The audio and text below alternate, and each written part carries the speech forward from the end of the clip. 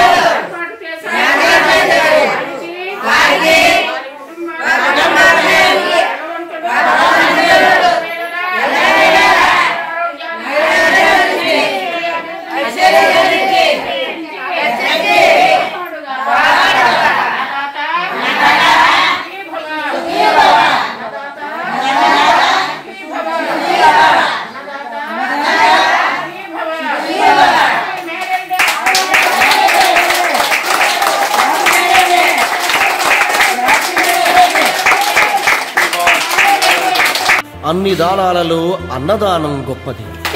అన్నదానం జరిగే చోట సర్వ దేవతలు కొలువై ఉంటారు. అన్నదానం అన్నది భగవంతునికి అత్యంత ప్రీతిపాత్రమైనది. దరిద్ర నారాయణ సేవ ధర్మ దేవతకు త్రోవ. అన్నదాత సుఖీ భవ.